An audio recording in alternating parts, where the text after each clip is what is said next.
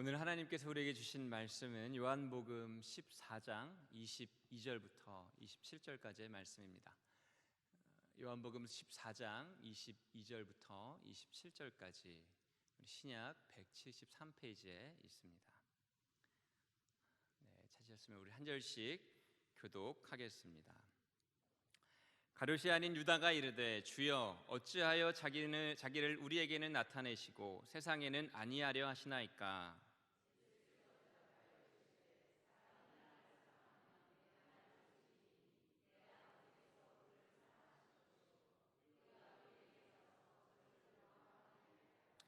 나를 사랑하지 아니하는 자는 내 말을 지키지 아니하나니 너희가 듣는 말은 내 말이 아니요 나를 보내신 아버지의 말씀이니라.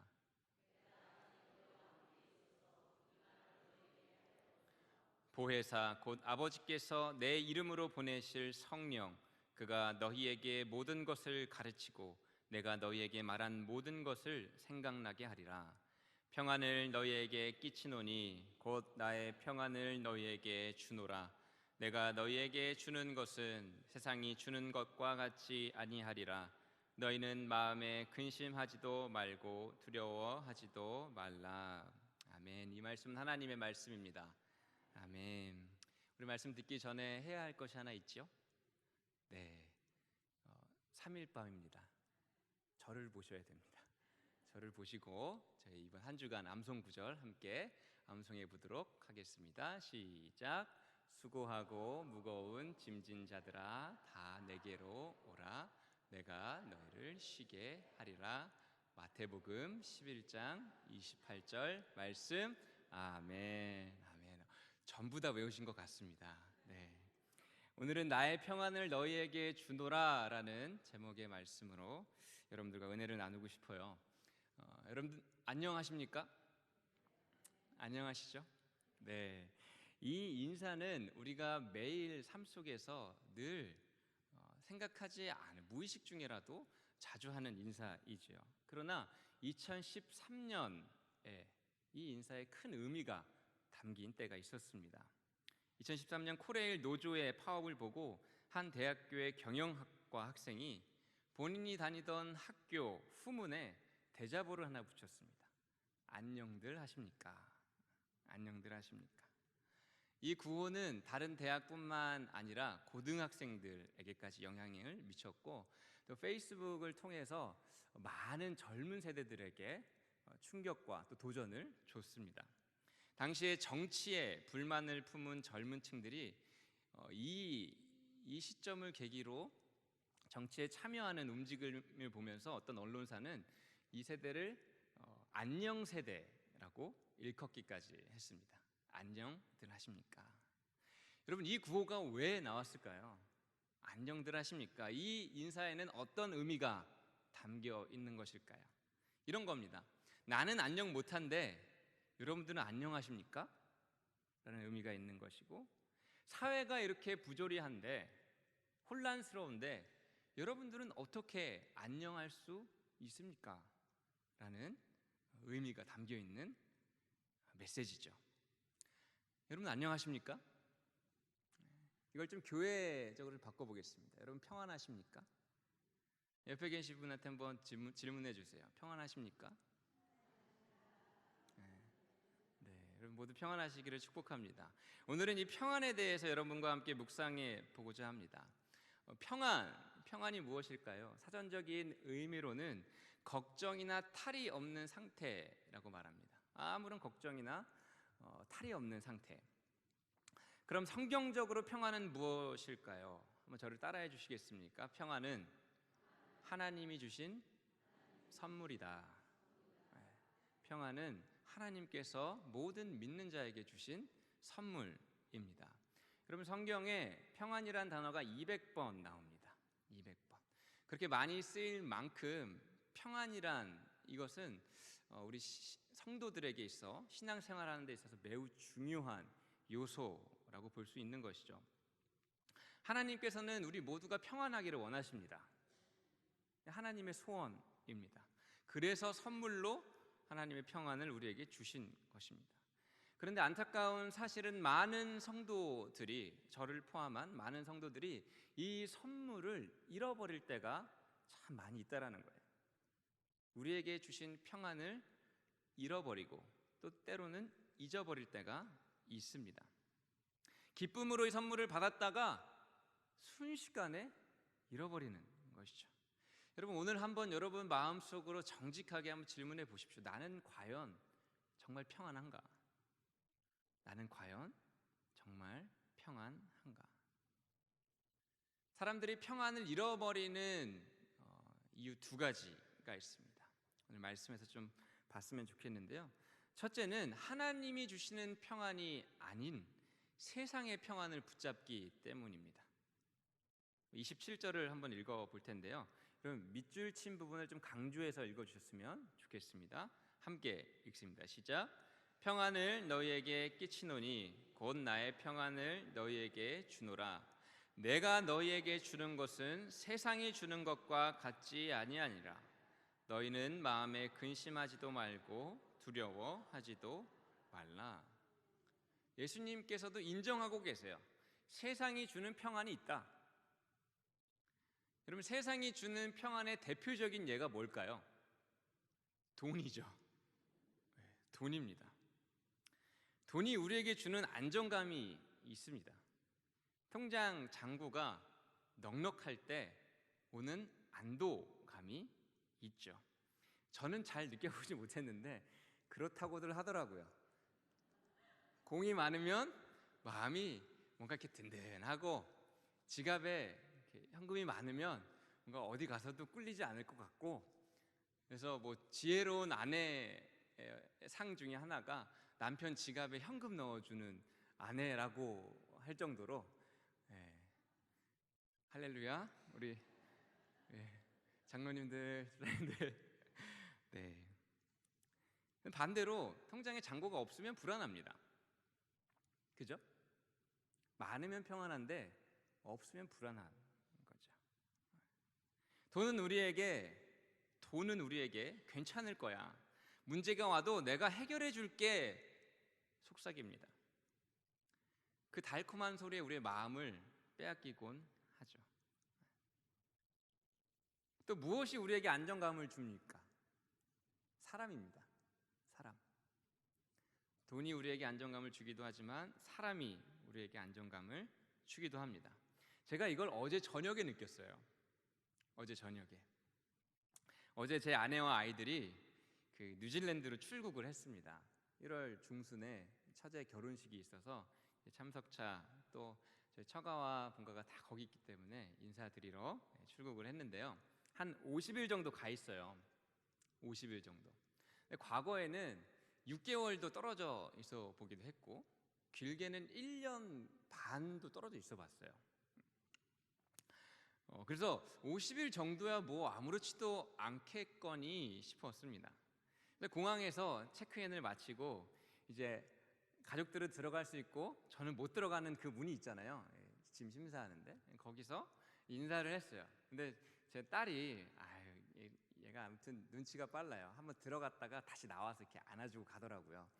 그러다 이제 둘째도 따라 이렇게 오고, 그래서 너무 이렇게 좋았어요. 뿌듯했어요. 과거에 지금 헤어질 때는 딸이 울었는데 어제는 또 울지도 않더라고요. 그래서 아이들이 들어가고 이제 저 혼자 남은 거죠. 공항에서 이렇게 걸어오는데 왜 그런지 발걸음이 그렇게 가볍더라고요. 그 약간의 자유가 이렇게 제 심령을 아주 가득 채우는데, 근데 이제 교회에 들렀다가 집으로 갔어요.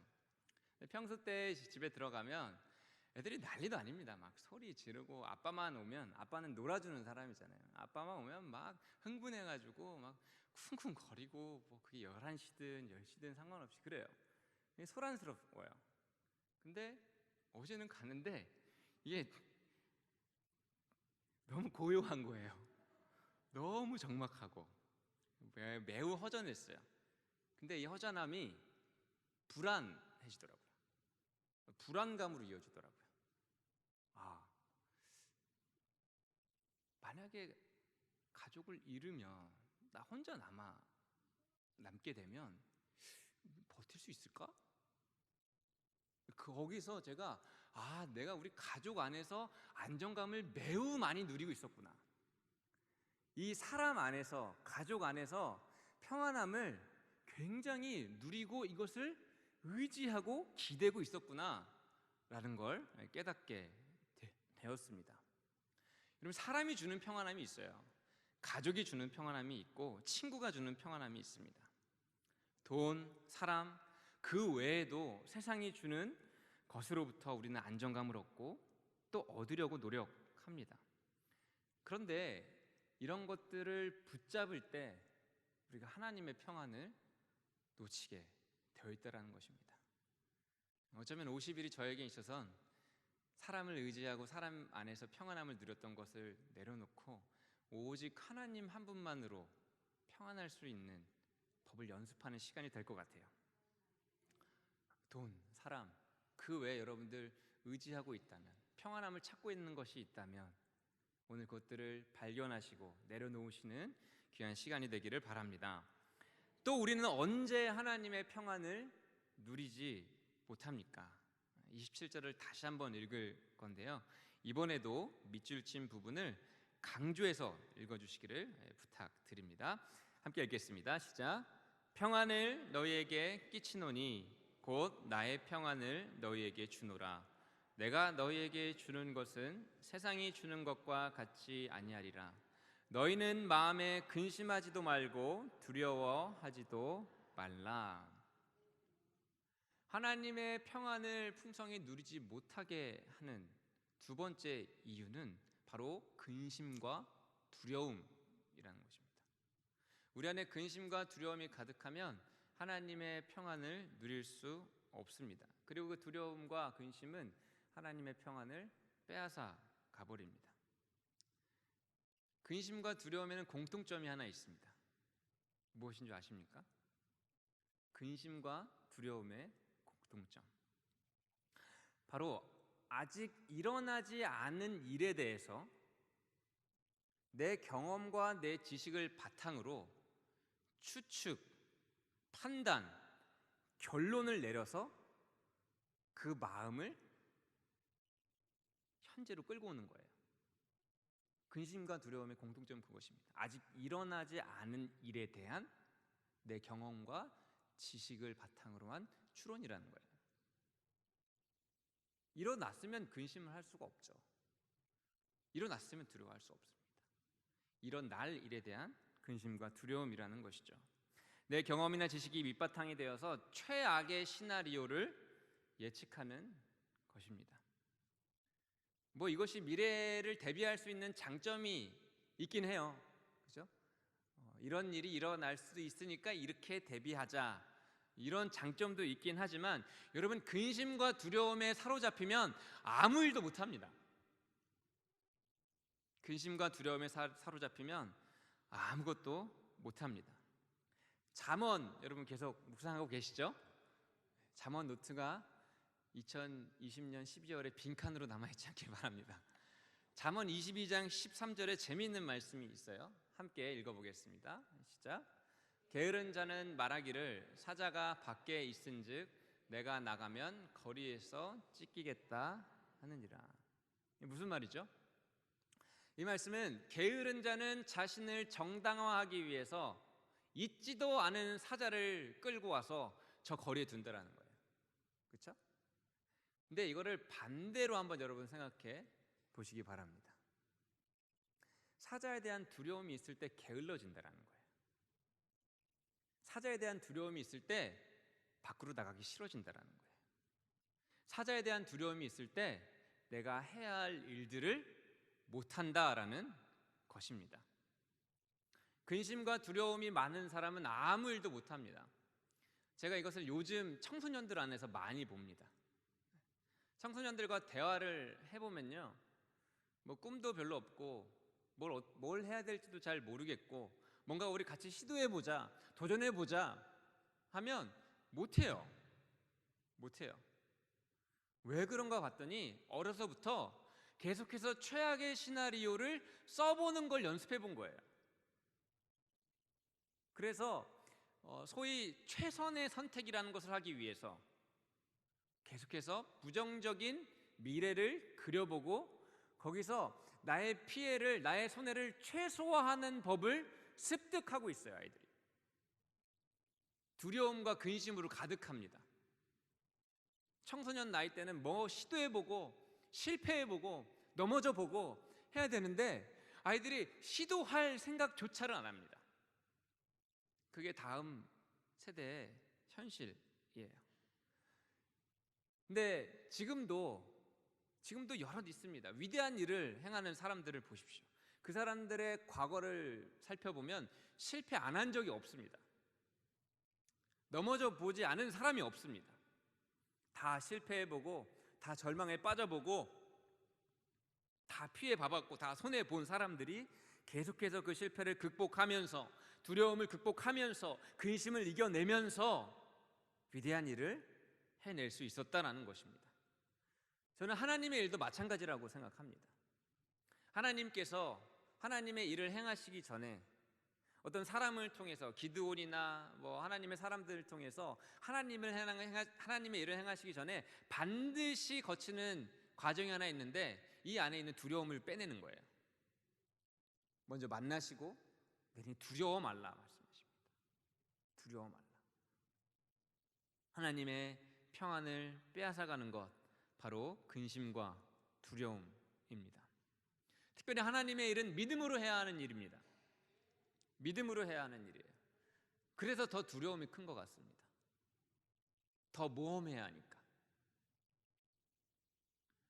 그렇게 두려움과 근심에 사로잡히면 하나님의 평안을 잃어버리게 되는 거죠.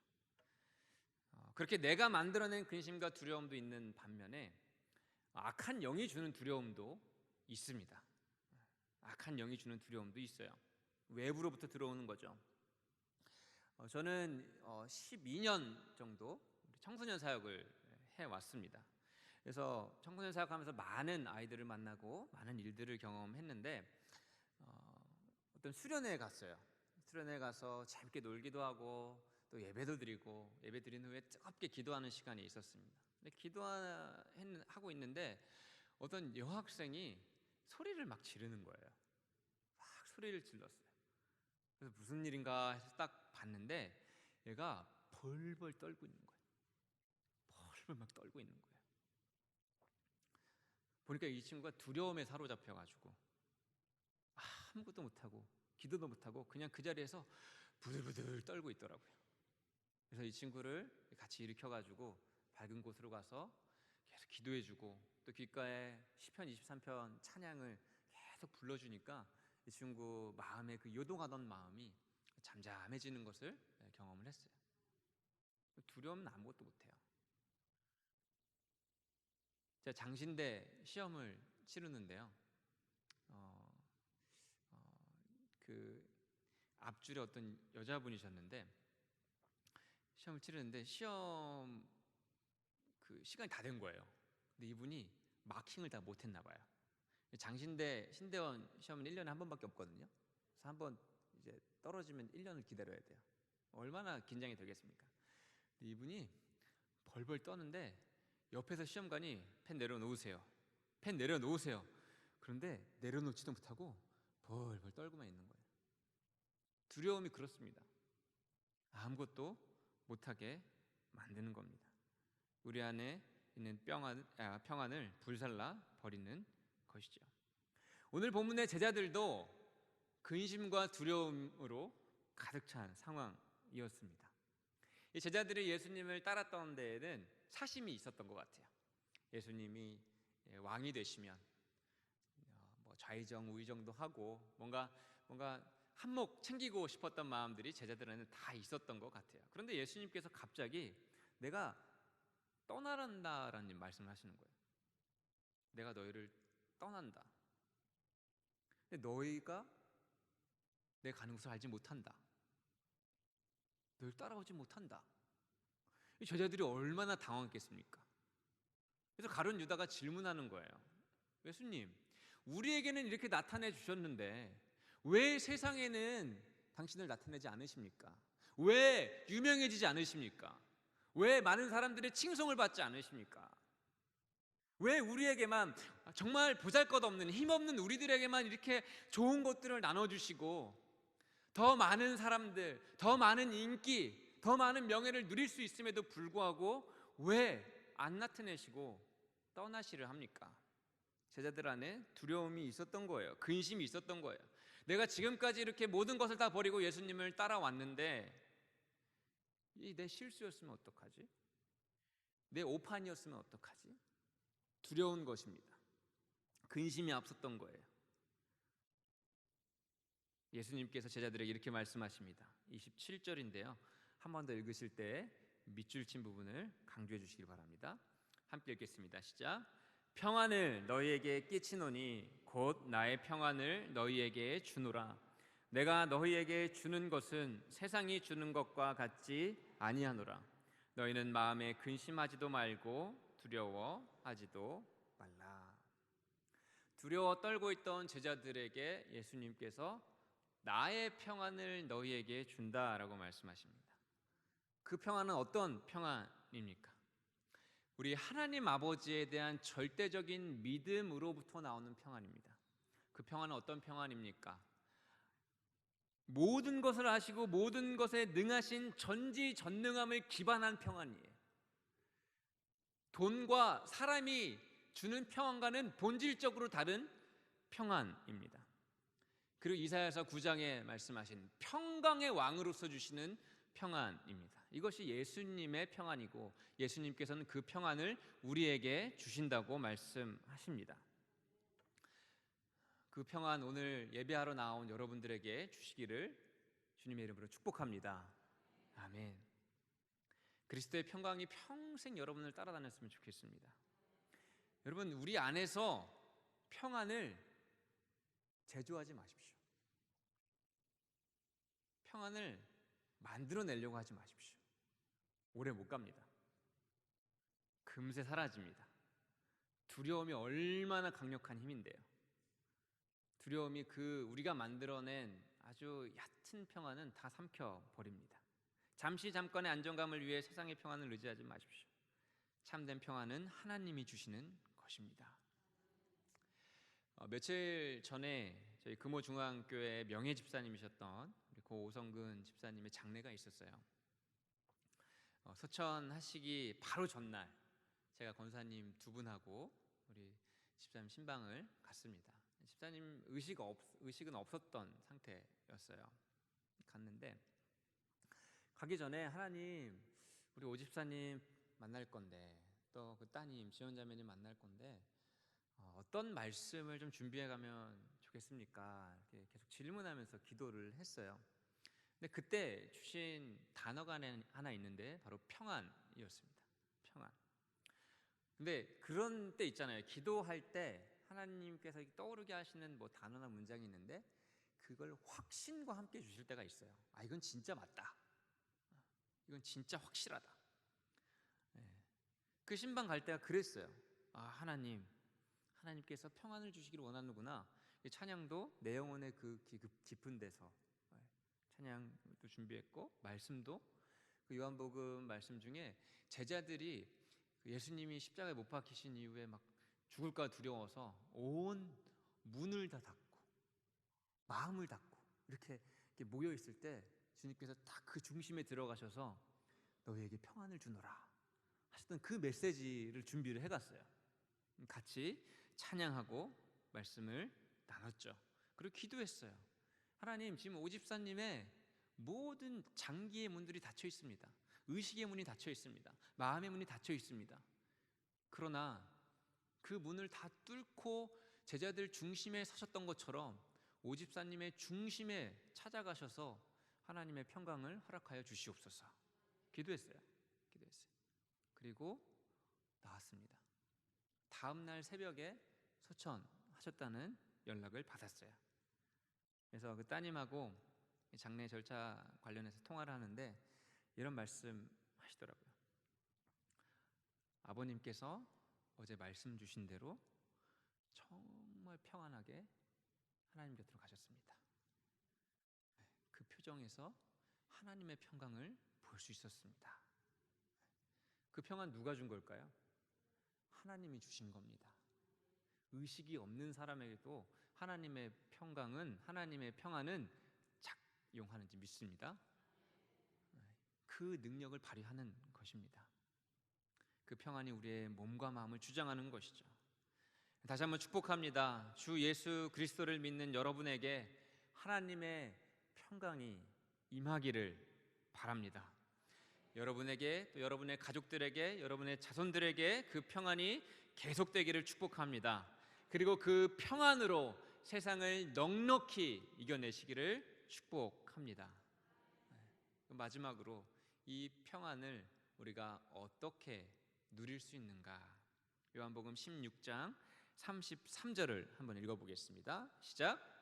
이것을 너희에게 이르는 것은 너희로 내 안에서 평안을 누리게 하려 함이라. 세상에서는 너희가 환난을 당하나 담대하라. 내가 세상을 이겼노라. 우리 한 번 더 선포하면서 같이 읽겠습니다. 시작. 이것을 너희에게 이르는 것은 너희로 내 안에서 평안을 누리게 하려 함이라. 세상에서는 너희가 환난을 당하나 담대하라. 내가 세상을 이기었노라. 아멘. 주님께서는 우리가 그 평안을 풍성히 누리기를 소원하십니다. 어떻게 할 수 있을까요? 다시 요한복음 14장에 돌아와서 그 힌트를 발견하는데요. 첫 번째는 하나님의 말씀을 사랑하는 마음으로 순종해야 됩니다.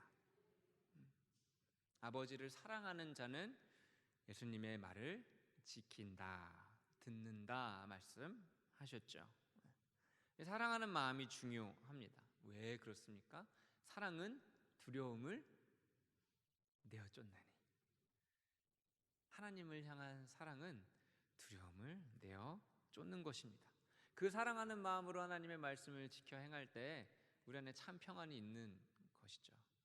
어린 아이들도 잘 압니다.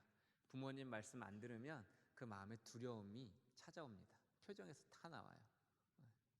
딱 장난치다가 물 엎지르면 딱 긴장합니다. 그런데 시연아 밥 잘 먹자. 네 하고 밥 잘 먹으면 가정이 화평한 걸, 평안이 찾아오는 걸 애들도 알아요. 말씀에 순종할 때 그 평안을 풍성히 누릴 수 있을 줄 믿습니다. 둘째, 성령 충만해야 됩니다. 주께서 평안에 대해서 말씀하실 때 보혜사 성령에 대해서 말씀하십니다. 예수님께서 가르쳐 주신 모든 것들을 기억나게 하고 또 그것들을 내 입술로 말하게 하시는 그 진리의 영이신 보혜사가 우리 가운데 충만할 때 우리는 평안한 줄 믿습니다. 아멘. 26절 제가 읽겠습니다. 보혜사 곧 아버지께서 내 이름으로 보내실 성령 그가 너희에게 모든 것을 가르치고 내가 너희에게 말한 모든 것을 생각나게 하리라. 이것이 성령께서 우리에게 주신 평강의 내용이라는 것이죠. 성령은 평강의 왕이신 예수 그리스도의 영입니다. 그가 우리와 함께 하실 때 미래에 대한 두려움이나 근심이 사라집니다. 그가 우리와 함께 하실 때 실수나 실패에 대한 근심을 극복하게 됩니다. 여러분, 말씀으로 축복합니다. 하나님의 말씀을 사랑하는 마음으로 순종하시길 바랍니다. 성령 충만함으로 그리스도의 평강을 풍성히 누리시기를 바랍니다. 그리고 세상을 넉넉히 이기시는 금호 중앙교회 성도님들 되시기를 예수님의 이름으로 축복합니다. 아멘.